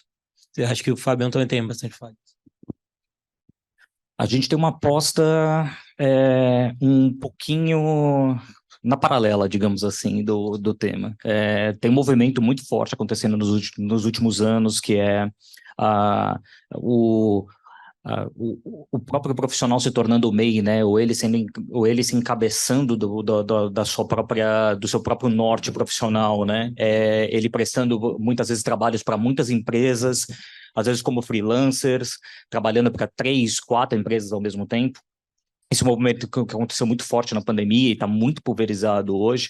A gente ainda acha que esse movimento não acabou ainda vai continuar muito forte com essa nova geração. E essa que é a nossa aposta dentro da Hubme, a hora que a gente traz o marketplace já com uma régua um pouquinho maior para isso de profissionais, né? Trazer uma curadoria maior do pessoal que está ali dentro, profissionais que já estejam acostumados a trabalhar com marcas maiores para conseguir dar esse tipo de agilidade que você mesmo estava comentando agora, né? Assim, será que eu não preciso ter na minha carteira que eu atendo, por exemplo, serviços de análise de dados? Muitas vezes eu posso ter, se eu tiver os meios ou os caminhos ou as ferramentas para buscar esses profissionais e atender aquela determinada demanda de uma forma ágil e com qualidade, ela é possível, né? No fundo, está muito mais na forma como você encabeça a estratégia da tua própria agência e daquilo que você quer se especializar e servir. Porque não dá para você também entregar um serviço que na ponta, no final do dia, você não vai conseguir entregar, né? Então, você tem que ter um know-how sobre, as diretrizes sobre, mas a forma como você trabalha a mão de obra hoje também, ela é muito por demanda hoje, né? Você consegue trabalhar na linha de demanda de uma forma muito mais fácil do que se a gente pensasse 5 anos atrás, né? Em que necessariamente está todo mundo no escritório, dentro da mesma sala, para discutir as coisas. Hoje o mundo mudou muito nessa dinâmica de trabalho, né? E essa é uma das grandes apostas que a gente tem, que isso aí, na verdade, só está no começo. Obrigado, pessoal. Eu sei que o papo tá muito bom. Gostaria de ficar mais tempo aqui, mas a gente está com a agenda um pouco apertada. Tanto o Fred quanto o Fábio vão estar à disposição também para conversar com todos vocês, caso tenham dúvidas. Vou chamar aqui, então, já para o segundo painel. Obrigado, Fábio. Obrigado, Fred. E convido aqui para o segundo painel a Ana Láquia, que é Head de Digital da XCOM, coordenadora do GT de Digital da Bracon. A Ana é jornalista e empreendedora, tem mais de 20 anos de experiência no mercado, passando por atendendo diversos tipos de clientes. Também é pós-graduada em Growth. Ana. Obrigada, gente. Obrigada pela presença. É muito bom estar aqui. colocando mais valor aí, como o Daniel falou, nesse GT de digital. Eu sou uma apaixonada por digital, tenho digital na veia, comecei também no PR, então acho bem legal estar aqui e ouvir, né, a opinião das agências também. Queria aproveitar para pedir, para informar vocês que a gente vai pular a parte do coffee break, porque como a gente atrasou um pouquinho no começo, e tem também o pessoal que está online, então a gente vai já tocar aqui o nosso painel principal, onde a gente vai falar sobre na comunicação, da experiência, né, dos dados à experiência. E por que a gente pensou nesse tema? Porque eu mesma, não sei se algum de vocês estavam, a gente fez um curso, né, um workshop falando sobre ChatGPT, e a nossa pesquisa de maturidade digital também mostrou que as agências estão usando muito o ChatGPT. Mas o que mais a gente pode fazer? O que mais que a gente precisa fazer para se posicionar melhor nesse cenário? Então, para a gente discutir um pouco sobre isso, porque eu vejo, né, como eu falei, eu sou muito entusiasta e eu quero que as agências ofereçam cada vez mais serviços e cada vez mais usem a inteligência a inteligência artificial de uma forma mais ampla. E aí, quando a gente fala de inteligência artificial, o que mais a gente pode aproveitar é realmente essa parte de dados e de jornada, né, de experiência. Então, eu queria chamar aqui a Melissa, que é presidente da IAB. Melissa, está aí? Melissa, que é presidente da IAB e CEO da Cantar Ibope Mídia. Você pode sentar, a gente já senta para conversar. O Cássio está aí. Cássio, que é responsável pelo CX Solution Engineering da Oracle. Muito felizes de estar com vocês aqui, grandes nomes. E o Yuri Valdevich, que é gerente sênior de marketing na Deezer. E a gente vai falar, pode sentar, eu fico aqui no cantinho. Muito obrigada, gente, por estarem aqui. Primeira coisa, o ano está acabando, né? Já acabou. Não gosto de pensar nisso, mas já... Oi? Ai, desculpa, Fábio. Desculpa. Venha. A gente emendou os painéis e ficou... Desculpa. Ótimo, obrigada. Então, a primeira coisa que a gente quer falar é sobre desafios para 2024. Como é que vocês, na empresa de vocês, estão pensando, né, estão trabalhando os dados e as experiências para, né, utilizando a inteligência artificial ou não? A gente quer falar com vocês justamente sobre isso. E aqui a gente trouxe a Oracle para falar sobre essa visão B2B e também Deezer para falar sobre B2C, para a gente ter uma visão bem completa. Então, eu queria começar com a Melissa, perguntando, né, quais que são os desafios e as tendências que estão aparecendo nas pesquisas da IAB? Bom dia, obrigada, Abracom, pelo convite, um prazer grande estar aqui com vocês. A gente olha para 2023, né, o ano que já quase está acabando. A gente lançou recentemente um relatório, um estudo chamado Brand Disruption, olhando para as principais tendências que aconteceram no ano, né? Então, uma delas é o hybrid commerce, né, a questão do comércio e das transações, né, misturando os ambientes digital e online. Um segundo deles, né, era o novo ambiente, ou o ambiente já consolidado, melhor do que o novo, de Creators Economy, influenciadores, tudo isso. A gente passa nesse relatório também pela questão de realidades virtuais e gaming, né, que a gente já passou da fase do hype, né? Agora é a fase de decidir o que vai acontecer, e claro que nesse estudo a gente fala também de AI, e é interessante que quando a gente fala de AI, o subtítulo é vários horizontes em escala. E por que isso, né? Porque a gente está partindo de um ponto inicial, onde, né, apesar de AI já ser uma coisa que as plataformas, empresas já usavam, ele foi tangibilizado para todo mundo no ano passado, a partir de lançamentos como o ChatGPT, uso, né, do Bard do Google. Então, olhando para esse ambiente, agora é quando a gente começa a falar de fato, adoção, né? E acho que toda vez que a gente fala de adoção digital, é o que aconteceu durante a pandemia, né? Você tem dois lados, o lado da oferta e o lado da demanda, né? Então, a demanda, né? Consumidores, sejam pessoas físicas ou empresas, sentem a necessidade de consumo, né?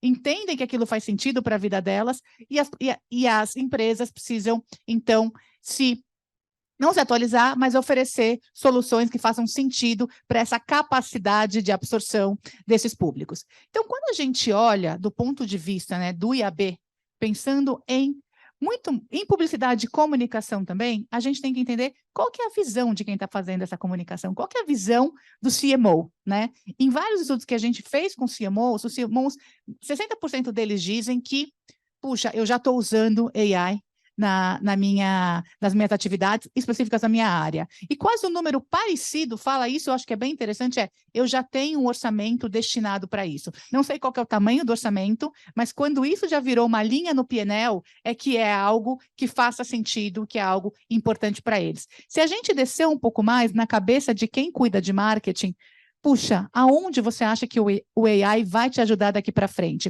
E tem dois olhares. Tem um olhar muito na estratégia em si. Então, todos eles esperam usar AI para ter velocidade na análise de dados, para tomada de decisão e para que, de fato, o uso de AI apoie no retorno do investimento em mídia e comunicação que é feito. Né? Então, esse é um lado. O outro lado que aparece, e por incrível que pareça, nessa pesquisa com um pouco menor de concordância de ser importante, mas também é importante, é a geração de conteúdo. Né? Então, existe uma preocupação, e a gente pode explorar mais para cá, a gente vai passar por isso, né? Tá bom, a partir do momento que tem um olhar também de geração de conteúdo, quais são os cuidados que todos nós devemos ter por esse sentido? E só para fechar, para não me alongar, tem um outro público super importante nessa história, que é o consumidor final, né? Que somos nós como indivíduos, né?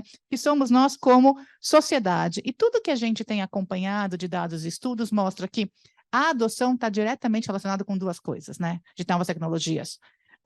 O aumento da conectividade, né? Quanto mais acesso a população tiver, faz muito mais sentido ela estar preparada para usar essas ferramentas. Então, hoje, assim, você tem 90% dos brasileiros com smartphone na mão. Então, estamos super conectados. Aparece um outro elemento dentro de casa, que é a Smart TV. A gente já tem aí 60% das pessoas com Smart TV em casa. Talvez tenha um pedacinho que ainda falte, que é o relógio, que é um device por áudio, tal, onde a gente tem aí 6%, 7%. Ou seja, já está se criando um ambiente altamente propício para isso.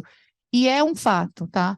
As pessoas dizem que estão se adaptando com a tecnologia, elas dependem da tecnologia para viver, os números são sempre altíssimos, tá? Os números são quando você pergunta, a tecnologia faz parte da sua vida? Para mais de 60% faz. Você está preparado para estudar e aprender coisas novas? Sim, eu estou. Né? Então, acho que tem um ambiente propício também para essa acomodação entre todas as partes. É isso. Ótimo. Fábio, aproveitando e me desculpando por não ter te chamado, dentro desse cenário em que todo mundo está super, hiper conectado, como é que a gente faz para trabalhar melhor a experiência do usuário durante essa jornada? Como é que vocês têm feito isso? Eu acho que é melhor... Tudo hoje você tem ferramentas, já algum tipo de mecanismo para te ajudar a você entender melhor o comportamento de usuário e como fazê-lo. Né? Tirando a linha do B2B ou do B2C, vou falar um negócio que eu falei no outro painel que parece repetitivo, mas é verdade, a gente ainda está falando de gente, né? Independente da jornada, né? E como é que você entende esse comportamento do usuário para aquilo que você está se propondo a resolver, né? Então, falando muito pela linha de startup, como que a gente vem trabalhando inteligência de dados, inteligência artificial e sistemas para nos ajudar, é justamente começar a entender jornada de usuário, saber quais são os gargalos que você enfrenta nisso e como é que a partir daí você vai testando soluções que permitam com que aquele propósito final que você está tentando resolver seja o objetivo fim e o usuário consiga resolver da melhor forma possível, né? Então você sempre vai trabalhando naquele conceito de testes que a gente fala, né? Experimentações para a gente tentar ir vendo quais são os caminhos que têm mais acertos do que erros, digamos assim. E aí você vai trabalhando isso para a melhoria do teu produto, por exemplo. Aqui falando muito para o lado interno de como é que startups estão olhando isso na entrega para o cliente final, né? A gente vai olhando jornada e vai adaptando de acordo com o que os dados vão nos dizendo que seria o melhor caminho para adaptação e para o crescimento do produto e da experiência do usuário final que você está tentando atender. Yuri, falando em cliente final e numa plataforma que é super usada, né, para isso, o que vocês estão fazendo nesse sentido e quais que são, o que vocês estão vendo de desafio ou de oportunidade para 2024? Bom dia, pessoal. Um prazer estar com vocês aqui hoje. Bom, respondendo essa pergunta, eu acho que para nós, enquanto Deezer, como a gente está falando de uma ferramenta utilizada para escutar música, podcast, conteúdo de áudio, para nós a IA está na base, basicamente, do que a gente faz, no sentido de que hoje as pessoas consomem muito mais música baseada em recomendação. E a feature de recomendação, ela é pautada basicamente em inteligência artificial, ou até para simplificar um pouco, ele é um machine learning aplicado. Não é como se houvesse um cérebro humano ali que faz tudo. É uma ferramenta que ela identifica padrões, então ela consegue entender o que você gosta e o que você não gosta, e é importante dizer que isso também é muito pautado no feedback do usuário. Então, como nós, enquanto usuários, treinamos a ferramenta para entender o que a gente mais gosta ou não. E como você faz isso? Curtindo música, não curtindo música, ou falando que você não quer mais, clicando no xizinho, tipo, não gosto disso aqui. Então, você auxilia a ferramenta a funcionar melhor. Não é só o desenvolvedor que está lá ativamente mexendo em código que faz uma IA ser melhor ou não. Nós, enquanto usuários, temos um papel que ajuda muito para quem está do lado de cá da empresa a tornar essa ferramenta melhor. Então, para nós, a IA, como eu falei, ela está na base do produto e ela é, quando a gente olha para as features que a gente tem hoje disponíveis para todo mundo utilizar, a gente olha para uma coisa que chama stickiness, né? Que é quanto uma feature prende a pessoa no produto ou não. E as features que estão relacionadas à IA, como no nosso caso a gente tem o Flow, por exemplo, que é a nossa ferramenta que gera conteúdo, mas que sugere conteúdo pautado no que você gosta de consumir. Então, essa feature, quem utiliza o Flow todo dia, tem uma chance muito maior de não dar churn no nosso serviço. Porque não é, por exemplo, no nosso caso, o catálogo está disponível em qualquer plataforma, vai estar disponível na Deezer, no Spotify, no YouTube, você vai lá e consome o artista que você gosta. Mas se você entende que aquela ferramenta te traz uma sugestão de faixas ou de playlists que faz sentido para você, a chance de você largar é muito menor. Porque você fala, putz, cara, eu não sei se vai ser bom assim lá. Eu já gastei tanto tempo aqui treinando a ferramenta para o que é melhor para mim ou não, eu acho que, sabe, eu vou ficar por aqui. Então, para nós, é essencial que o usuário perceba o quanto a IA é desenvolvida pensando nele. E falando em oportunidades, eu acho que a gente aqui no Brasil tem um cenário bem peculiar, comparando com outros mercados, né? A Deezer é uma empresa francesa, então a gente tem muita interface com a Europa, principalmente, que é a questão de como o brasileiro lida com dados.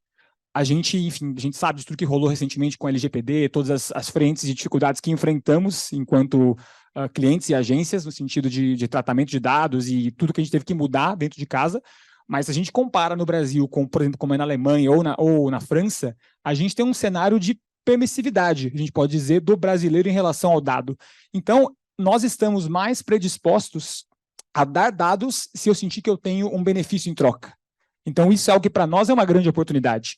E quando a gente olha para o recorte, principalmente até de etário, quando a gente olha para a geração Z, a gente até bateu um papo recentemente com o pessoal da Valor Econômico sobre isso, a geração Z está muito disposta a compartilhar dados se ela tiver de volta uma sensação de que eu estou ganhando um benefício claro com isso. Então, nós estamos trabalhando em formas com as quais a gente consegue usar o que a gente gera de inteligência e gera de consumo de conteúdo via IA, ou seja, se você descobrir um artista e você escuta ele pra caramba durante o ano, é seu artista favorito, a gente cria uma plataforma em que a gente entrega benefícios na vida real para a pessoa. Então, vamos supor que você descobriu, sei lá, o Gustavo Lima, via nosso Flow, via, enfim, sugestão da Deezer. Se você é a pessoa que mais escuta ele em São Paulo, no final do ano você vai para o show dele que ele vai fazer aqui no AMB, vai ter meet and greet, vai, cara, ganhar camarote, etc. Então a gente vem fazendo esse tipo de ação durante o ano todo, já faz mais ou menos um ano, e a gente vai intensificar isso para o ano que vem, que é uma forma que a gente entende que a gente mixa um pouco tudo que a gente traz via inteligência e via tecnologia com a experiência offline que a gente vinha sentindo tanta falta durante a pandemia e que é imprescindível. Então, acho que uma grande oportunidade é essa, como você consegue entregar coisas novas e que fujam somente do digital para as pessoas a partir de machine learning ou inteligência artificial. Isso é muito legal, né? Eu gosto de pensar nessa questão de dados e de que pareça com que seja uma coisa meio mágica, né? Eu acho que as pessoas gostam disso e o brasileiro ainda mais. E é muito legal ressaltar essa disponibilidade do brasileiro, porque você não vê, né? É muito mais difícil ver fora daqui. Então, o quanto a gente está aproveitando essa disponibilidade do brasileiro para a gente fazer os nossos negócios, né? Eu acho que isso muda completamente o jogo, e trazendo para o nosso cenário aqui, como que a sua agência está usando os dados também para fazer esse tipo de coisa. E às vezes a gente está querendo ser uma Deezer, querendo ter muita tecnologia, e não está usando o básico dos dados. Então, acho que a provocação, né, e até trazer vocês aqui para essa discussão é mais nesse sentido. Como é que a nossa agência está usando isso e como, né, usando de exemplo as grandes plataformas, os grandes players. E aí, falando em grande player, queria passar para o Cássio, para a gente falar no B2B, o que está sendo feito. Eu sei que a Oracle tem diversas soluções. Como que vocês têm trabalhado para usar a IA de uma forma diferenciada, mas que funcione nesse sentido de educação também, que é uma preocupação? Sim, bom dia, obrigado pelo convite. Bom, a Oracle ela começou há muito tempo atrás, acho que 40 anos atrás, como uma empresa de banco de dados. E ao longo do tempo, ela foi se reinventando e teve muitas aquisições, principalmente em aplicações. E quando eu penso em aplicações, eu sou responsável pelo time de Customer Experience.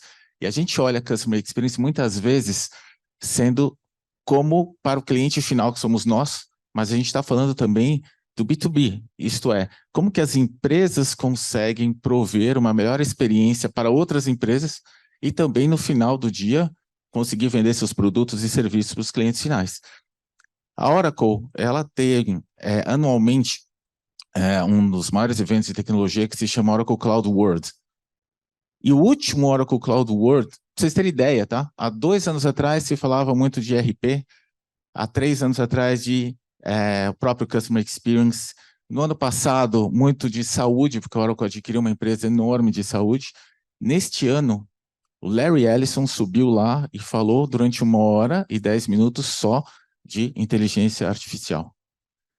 Então, o que quer dizer? A Oracle, utilizando toda a sua plataforma de dados e todo o seu conhecimento, tem investido milhões em colocar nas aplicações em si inteligência artificial embarcada, embedada. E o que a gente vê como importante nisso? Tá? Como uma solução ou uma ferramenta para ajudar a pessoa, no final do dia, a melhorar seus processos. O próprio Fábio comentou muito isso, né? O Fred comentou muito isso anteriormente, no qual não é um substituto, e sim uma melhoria de processos. Quando eu penso, por exemplo, eu vou falar um pouquinho da questão aqui de comunicação, e um pedaço da comunicação, que uma das soluções que a gente tem é de marketing, gestão, orquestração de campanhas.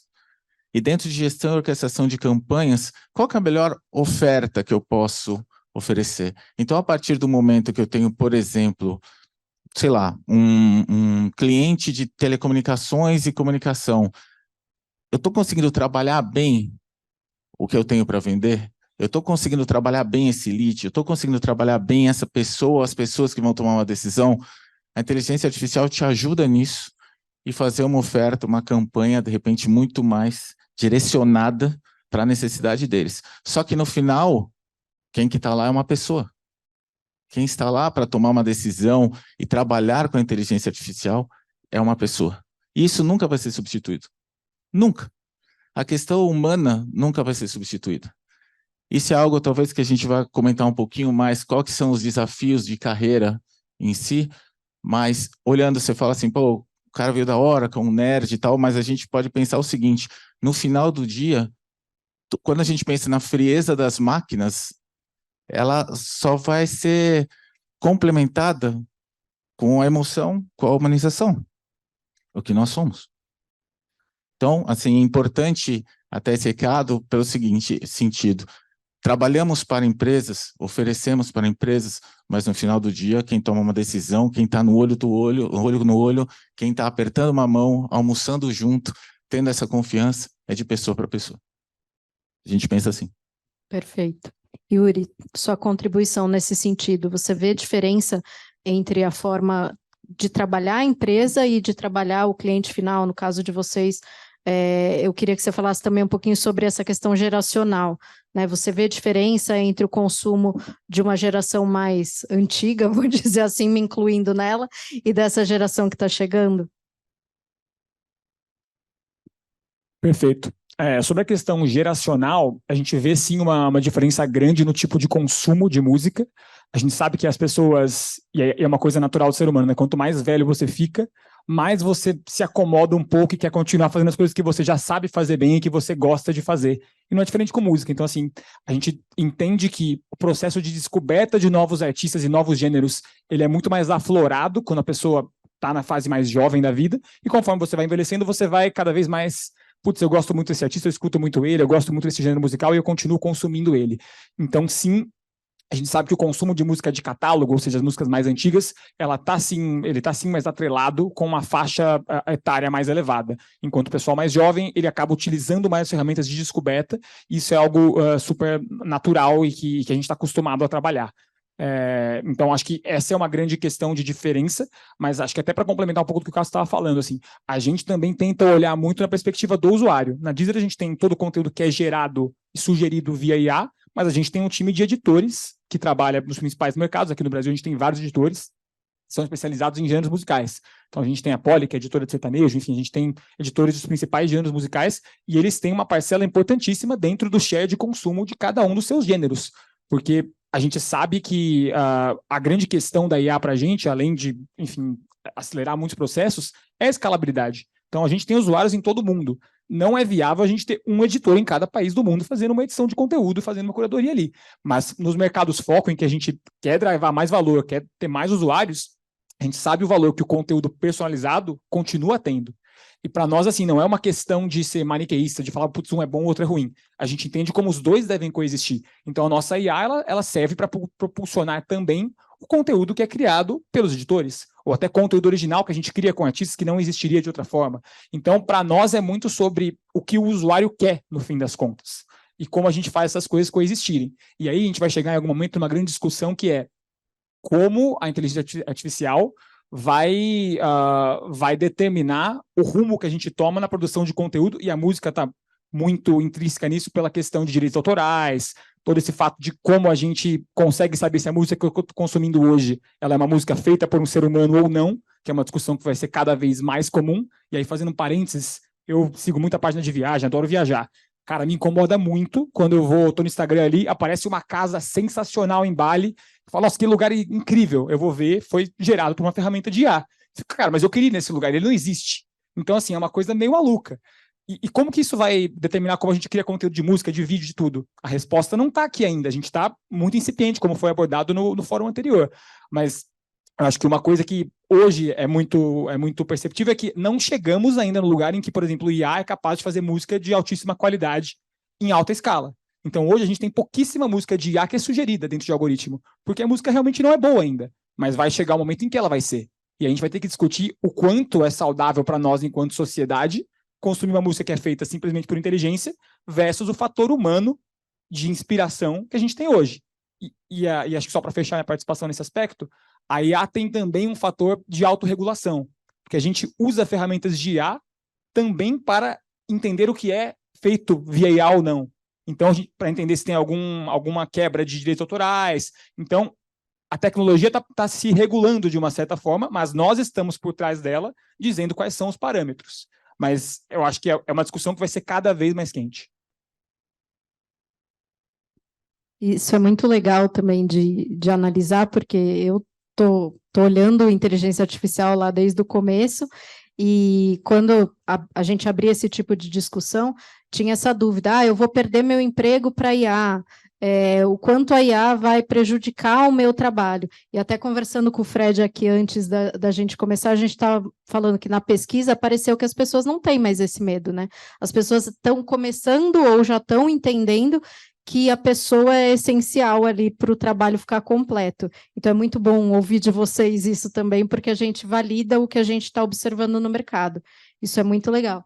E falando em aplicação, e também em perspectiva de mercado, eu queria saber um pouco sobre isso. Como é que você vê, Fábio, o que vocês estão vendo de oportunidade para continuar se mantendo atualizado, né? A gente tem sempre essa dúvida, estamos falando de tecnologia, amanhã vai ter outra coisa, como a gente falou aqui um pouco antes, o que já dá, tem alguma coisa que já dá para prever, que a gente, né, a gente gosta, né, de tentar prever alguma coisinha, algum comportamento, o que vocês estão vendo?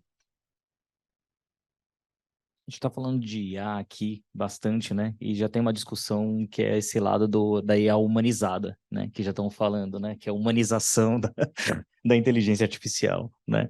Que nada mais é do que dar o toque humano ou a forma como ela se relaciona com a gente para a gente começar a não achar o negócio tão quadrado mais, né? Nas próprias recomendações e na interação com ela, né? Já tem até algumas startups fazendo testes com isso para o lado de psiquiatria, por exemplo, para ser um suporte para pessoas com depressão. Então, tem todo um caminho de tentar transformar os outputs do sistema de inteligência artificial em algo menos engessadão ou quadradão, né? Ou menos padrão, né? E mais com toque humano, que eu acho que é uma tendência que a gente vai escutar bastante se discutir aí nesse próximo ano, né? É como é que você não lida com a inteligência artificial no lado do negativo, né? É assim, não vou mais, como a própria pesquisa mostrou. Não, eu vou embarcar como? Mas como é que eu transformo esse tipo de sistema muito mais ao meu favor e muito mais integrado à forma como eu enxergo o mundo, né? A gente estava falando de músicas, por exemplo, feitas por IA, que daqui a pouco vai estar muito mais evoluído, vai estar muito mais próximo, mas tem um lado também da criatividade humana, e do lado do toque humano, da descoberta ou da forma como a gente enxerga o mundo e das experiências que a gente traz. Por isso que eu acho que nunca vai ser um processo substituto ainda. Tem a questão das experiências pessoais das pessoas e que vai sempre ser um toque de diferenciação na entrega final, por exemplo, de um resultado. É a integração entre as duas coisas, naturalmente. Melissa, como é que a IAB está atuando nesse sentido? Como é que a gente pode usar os dados para antecipar tendência, né? Como vocês estão vendo essa questão?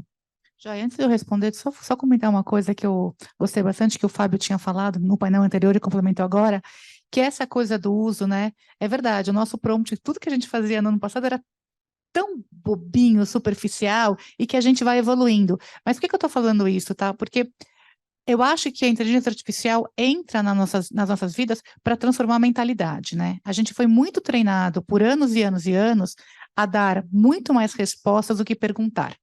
E agora a gente entra no momento onde a gente vai querer saber articular exatamente aquilo aonde a gente quer chegar, muitas vezes sem a gente ter a resposta, né? Então, acho que isso é um exercício para todo mundo e vai valer muito. Talvez essa não sei se esse não vou chamar de obstáculo, mas talvez uma grande adoção e um melhor uso vai ser feito a partir do momento que a gente entender que temos um papel diferente, né? Como empresas e como sociedade no uso do AI. Então, eu queria só complementar com isso.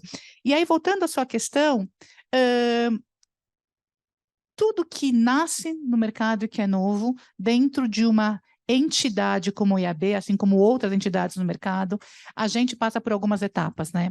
Eu acho que a primeira etapa é onde a gente está hoje, é gerar repertório sobre o tema, né? É entender como as pessoas e as empresas estão usando inteligência artificial, né? Qual é, de fato, a perspectiva, né? A perspectiva de cada um deles, para que, a partir daí, a gente comece a entrar em, eventualmente, trabalhar com autorregulações. Se não é uma autorregulação, é adoção de padrões comuns que faça sentido para todo mundo, né? A gente já vê, e aí vou falar um pouco do lado da publicidade, a gente já vê as entidades do mercado discutindo e trabalhando nesse caminho, né? A gente viu recentemente um primeiro case focado em inteligência artificial que passou pelo CONAR, que foi o comercial da Volkswagen, usando a Elis, que provoca a discussão, provoca a reflexão. Então, o que eu tenho visto são, né, os entes da indústria todos entendendo, né?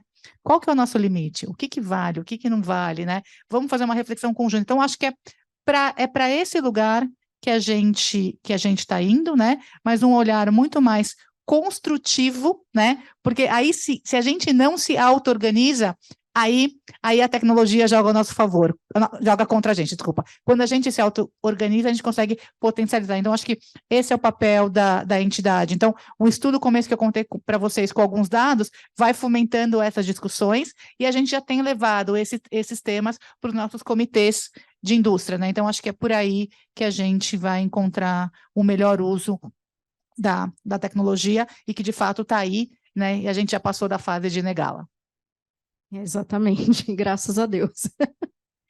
E Cássio, no sentido de educação, as ferramentas da Oracle, por exemplo, elas são um pouco mais complexas para o público mais leigo, e existe uma necessidade de capacitação, né, como a gente falou também no painel anterior.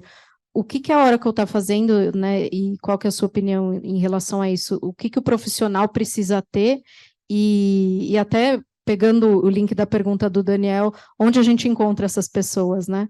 Sim.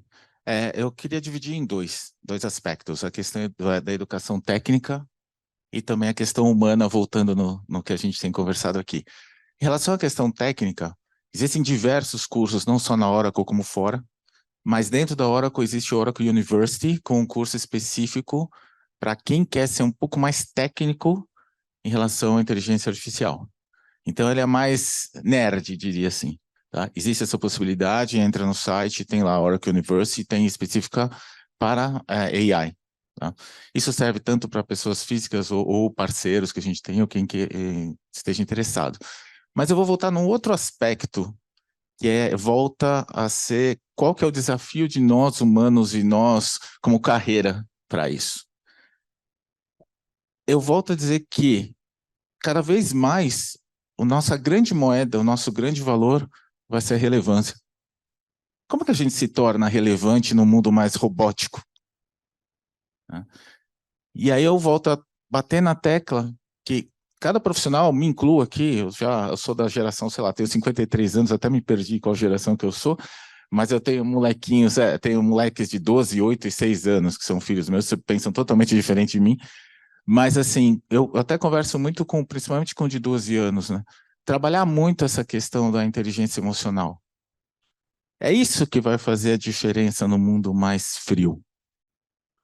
Então, eu entendo que, fica a dica do tio aqui, que é o seguinte, legal, vão entender, vão aprender como é que funciona a inteligência emocional, a inteligência artificial, tragam esses insights, esses processos, como que eu trago essas informações para que eu consiga, de repente, fazer uma campanha melhor, fazer um conteúdo melhor, conseguir criar, sei lá, sites mais relevantes, sei lá, um teste AB que existe, trazer uma inteligência artificial para ver qual conteúdo ou imagem está melhor num determinado site ou aplicativo, mas, por outro lado, o investimento maior tem que ser em você mesmo.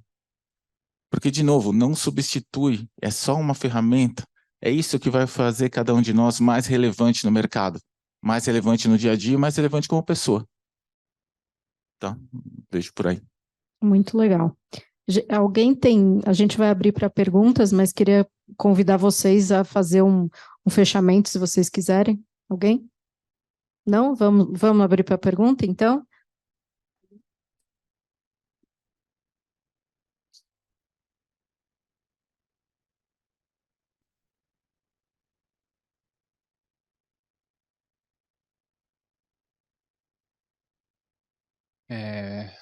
Bom dia, meu nome é Gidson. Eu fico pensando muito na inteligência artificial. É algo bastante inovador, hoje todo mundo utiliza, só que eu acho que nenhuma ferramenta hoje de inteligência artificial, ela tem coisas que acontecem no nosso mundo cotidianamente. O mundo ele passa por várias transformações. Um ano você tem pandemia, o outro você tem gripe, o outro você tem guerra, o outro você tem problema com petróleo, problema com energia, mudança climática e por aí afora. Nenhuma ferramenta de inteligência artificial, hoje em dia, é capaz de prever isso, e muito menos ela é capaz de dar alguma predição com mais de 70% de certeza de quando que isso vai acontecer novamente. Porque toda hora está acontecendo isso. A gente vive hoje no mundo e isso não é novo, é algo antigo. E eu não entendo, eu não sei o quanto isso pode ser bom ou ruim, porque quando você trabalha com inteligência artificial, você vai pegar um monte de dados, vai replicar eles, vai estudar, a inteligência vai fazer tudo automaticamente, e ela vai chegar num ponto que ela vai dizer para você, olha, vai funcionar assim, tem que fazer dessa forma. Só que o mundo ele muda constantemente. Onde vocês falaram agora há pouco que há 3 anos atrás a Oracle estava pensando de uma forma, 2 anos depois de outra forma, há 1 ano atrás de outra. E eu sei que a inteligência artificial ela não consegue prever isso, e eu não sei o quanto que isso pode ser ruim ou bom. Eu sei que, por mais que você utilize a inteligência artificial, que ela dê resultados, tem que se pensar nisso para o futuro, porque hoje não existe nenhuma ferramenta no mercado, não que eu saiba, que consiga fazer dessa forma, que consiga mostrar, olha, para você alguma coisa que vai dar resultado daqui 3 meses. Ela vai fazer tudo com um estudo com base nos dados que ela tem. Eu não sei o quanto isso pode trazer trazer problemas na utilização das ferramentas. Não sei o quanto que isso pode modificar a utilização das ferramentas, mas é uma coisa que você tem que pensar hoje em dia, porque o mundo muda constantemente, as pessoas mudam constantemente, e o que é verdade hoje, amanhã pode ser a maior mentira do mundo. O que é bom, o que era bom para a gente, o que era bom para nós há 1 ano atrás, hoje pode ser a pior porcaria do mundo. Desculpe eu falar assim, mas a realidade é essa. Então, eu não sei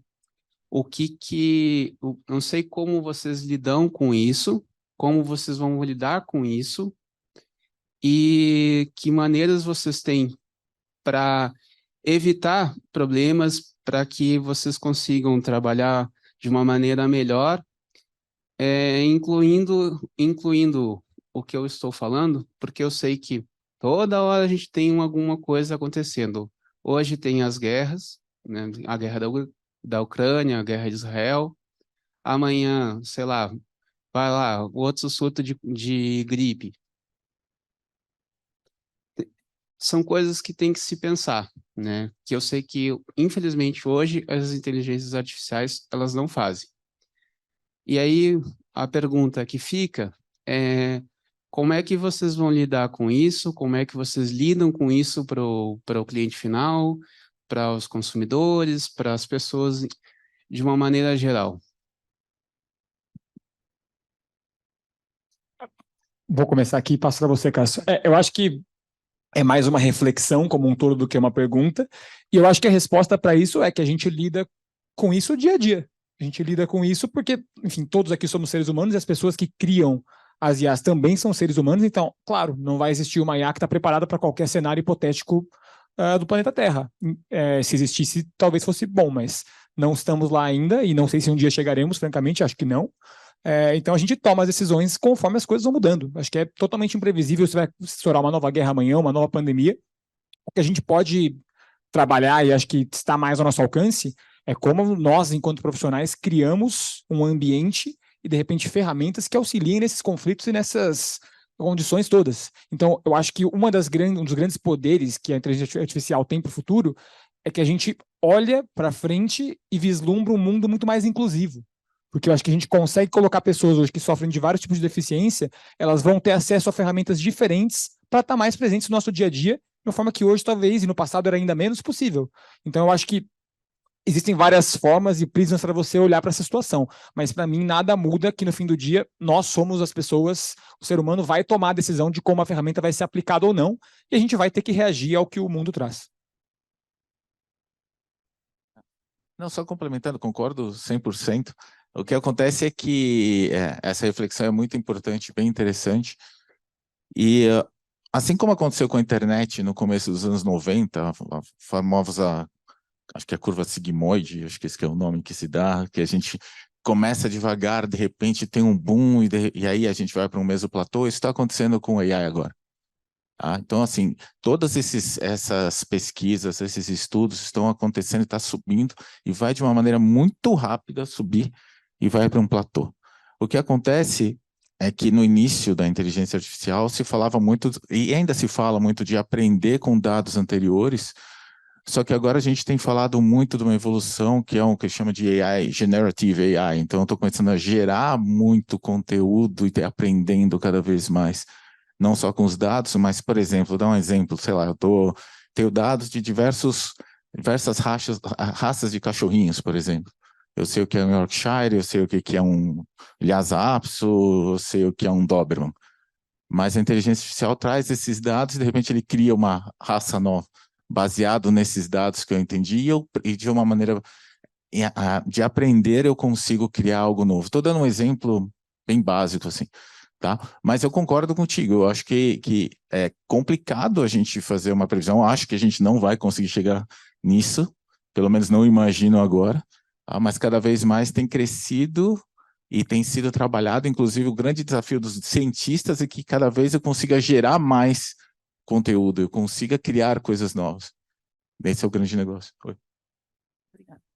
Deixa eu só completar com uma reflexão aqui, que vai um pouco em linha com o que a gente estava falando agora há pouco. As novas tecnologias chegam, e quando elas chegam, parece que elas vão arrasar quarteirão, e que só elas vão existir, né? A gente tem discutido muito lá na Cântara uma coisa que é, a gente está saindo de uma era do or para uma era do and. O que isso significa, né?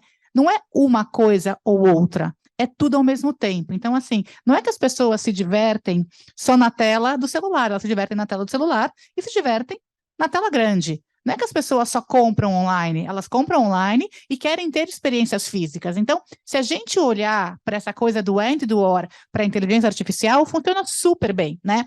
No final, ela é um instrumento, ela é uma ferramenta de apoio e de suporte para uma série de tomadas de decisão, geração de conteúdo, tudo que a gente quiser. Mas se a gente não tiver essa questão do lado humano trabalhando junto com ela, ela não tem sentido nenhum. Então, assim, olhar para ela só como algo que vai ajudar a gente a prever o que acontece no próximo dia, talvez tira completamente qualquer humanização das nossas relações. Então, assim, eu gosto muito de imaginar isso como uma fonte de input, insight, para a gente olhar para ela, mas não que ela vai substituir a racionalidade humana completa. Então, acho que é meio por aí, e eu sigo muito com essa coisa.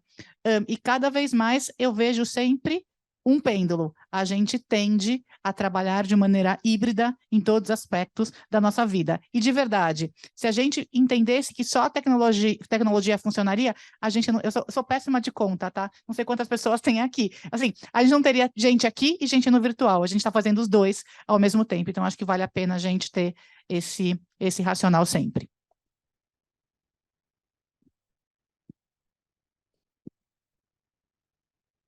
Oi, bom dia, posso falar? Olha, eu estou assistindo aqui desde o início, inclusive o painel anterior que teve, eu acho que tudo isso faz uma grande unidade, porque a gente estava conversando no painel anterior sobre como que as agências se posicionam, como que a gente se coloca, né? E esse comentário que o Cássio fez, assim, essa importância da questão do sensível no nosso trabalho, ele sempre existiu, de muito tempo, né? Não é porque entrou uma automatização agora que a gente vai, como agência, vamos passar a vender automatização. Vamos virar uma tech, simplesmente. A gente pode incluir a tech, né? Então, eu acho que o painel foi extremamente rico, tudo se completa, sensacional, tanto da parte mais de dados quanto da parte música, né, que prova muito para a gente o cotidiano do nosso consumidor, tudo isso. Aí, agora vou entrar numa reflexão. Acho que isso tudo lembra para a gente um filme, que é o filme Artificial Inteligência, do Spielberg, mas a cena final de tudo, quando os mestres, o povo de inteligência artificial, que eles são apenas robôs, eles valorizam, o que eles mais valorizam é um garoto que é inteligência artificial também, mas ele teve contato com humanos. E eles falam assim, ele é o único que nós conhecemos que teve contato com humanos reais, né? Ou seja, o sensível, por mais que a inteligência artificial está totalmente ao máximo desenvolvida, o mundo virou inteligência artificial, mas eles ainda valorizam o sensível. Então, isso é o nosso mercado. A gente vende essa experiência inovadora, inusitada, além. E é isso, achei que fantástico todo esse desenho. Ok, fechou. É isso, obrigado. Ok, eu sou o Fábio da Stockholm, é isso.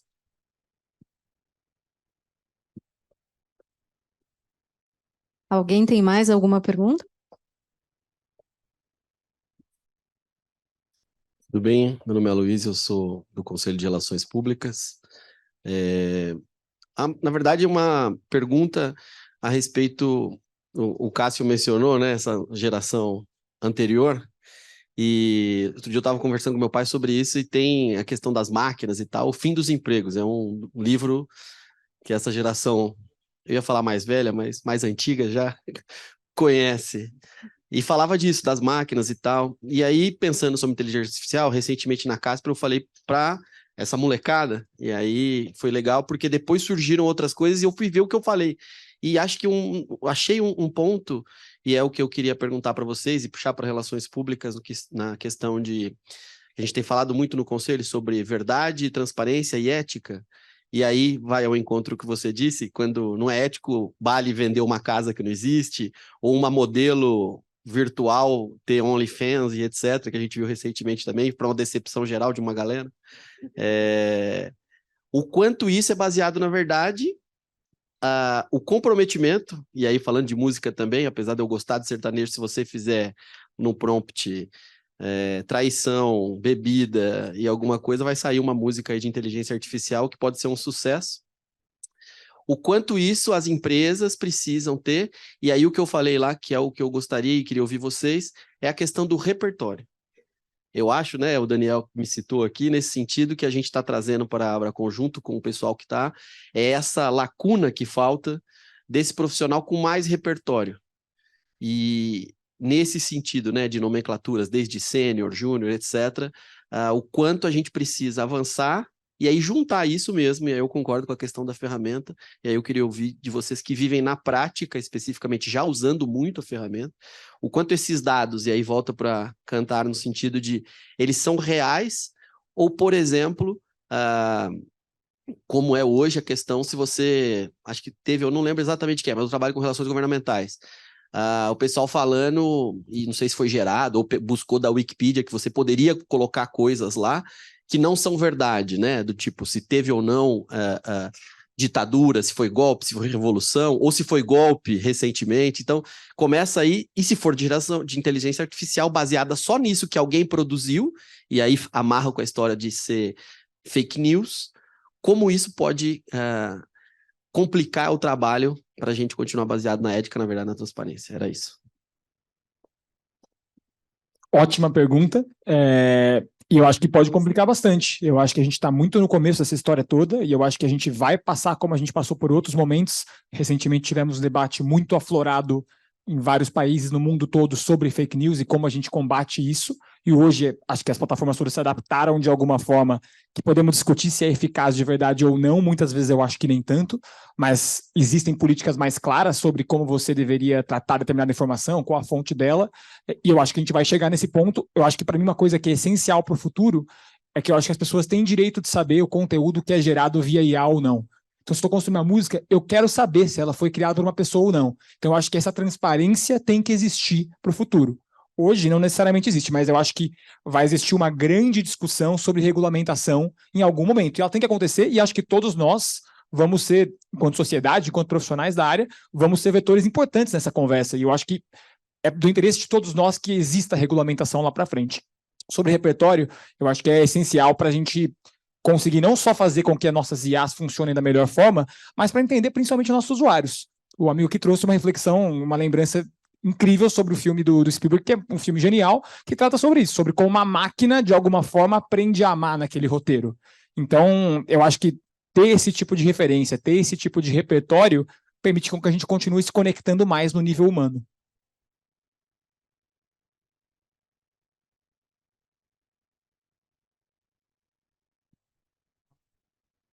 Eu vou direcionar minha pergunta para a Melissa, mas todos fiquem à vontade para responder também. Mais direcionado, vou começar com a reflexão que o Cássio fez com relação à relevância, né? Que é super importante quando a gente fala de IA na comunicação. A minha pergunta é sobre as empresas. Como é que elas estão vendo a produção de conteúdo, se a gente tem que continuar sendo relevante, mas sem o conteúdo virar um commodity? E essa é uma super boa pergunta quando a gente olha, e para mim esse é um risco mesmo, né? Hoje a gente tem uma pressão de geração de conteúdo absurda, né? Todo mundo quer um conteúdo, uma peça publicitária, um artigo, um texto para amanhã, né? E eu acho que aí vira a grande questão da tentação, né? Quando você tem essas ferramentas todas, né, de inteligência artificial que podem resolver a sua questão em 2 segundos, eu acho que esse é o risco que a gente tem, né?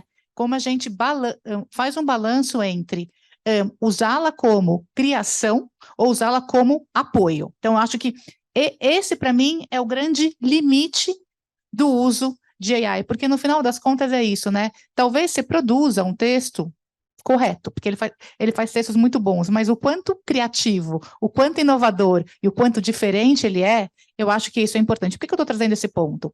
E aí eu vou para o lado do consumidor, né? Todos os estudos que a gente tem feito com o consumidor, ele sempre traz que a publicidade, ou a comunicação, ou a marca, a relação dele com a marca é impactante quando aquilo é relevante para ele.